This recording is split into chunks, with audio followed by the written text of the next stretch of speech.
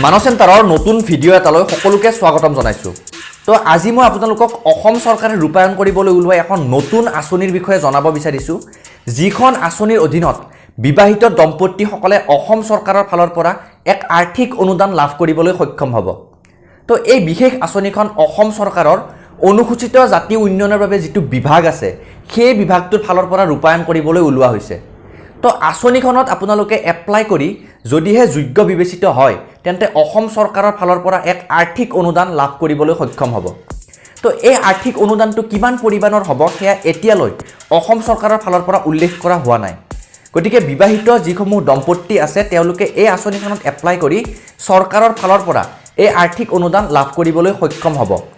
এতিয়া কথাটো হৈছে কোনসকল দম্পতিয়ে এই আঁচনিখনত এপ্লাই কৰিব পাৰিব। চাওক, আঁচনিখনত এপ্লাই কৰিবৰ বাবে অসম চৰকাৰৰ ফালৰ পৰা তিনিটা চৰ্ত দিয়া হৈছে।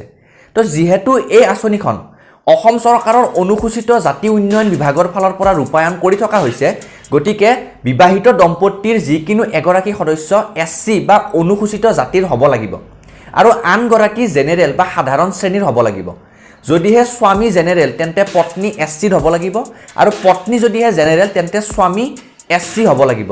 তো এই চৰ্তটোৰ ভিত্তিত আপোনালোকে এপ্লাই কৰিব পাৰে।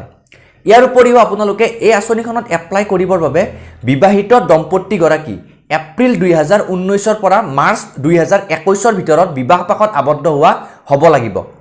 তৃতীয় কথাটো হৈছে যে এই আঁচনিখনত এপ্লাই কৰিবৰ বাবে বিবাহিত দম্পতিসকলৰ যি বাৰ্ষিক আয় সেয়া 5 লাখ টকাৰ কম হ'ব লাগিব।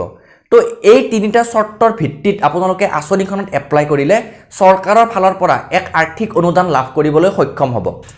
এতিয়া কথাটো হ'ল যে এই আঁচনিখনৰ বাবে আবেদনৰ প্ৰক্ৰিয়াটো চলি আছে।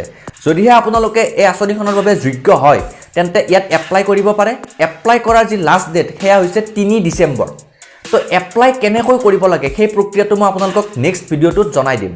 গতিকে আপোনালোকে যিসকলে এপ্লাইৰ প্ৰচেছটো জানিব বিচাৰে মোৰ কমেণ্ট বক্সত কমেণ্ট কৰিব। তো বিবাহিত দম্পতিসকলৰ বাবে অসম চৰকাৰৰ ফালৰ পৰা যি অৰুন্ধতী গোল্ড স্কিম এখন ৰূপায়ণ কৰি থকা হৈছে, সেই আঁচনিখনৰ অধীনত বহুতো দম্পতিয়ে এপ্লাই কৰে যদিও চৰকাৰৰ ফালৰ পৰা যি 1 তোলা সোণ সেয়া বহুত দিনলৈ লাভ কৰিব সক্ষম নহয়। গতিকে এই নতুন আঁচনিখনৰ যি আৰ্থিক অনুদান সেয়া দম্পতিসকলে লাভ কৰিব নে নকৰে সেইও এটা প্ৰশ্নৰ বিষয়। কিন্তু যিহেতু আঁচনিখনত এপ্লাই কৰিবলৈ কোৱা হৈছে, গতিকে যিসকল যোগ্য দম্পতি তেওঁলোকে এপ্লাই কৰি ৰাখিব পাৰে। তো এপ্লাই কৰা প্ৰচেছটো মই আপোনালোকক নেক্সট ভিডিঅ'ত জনাই দিম।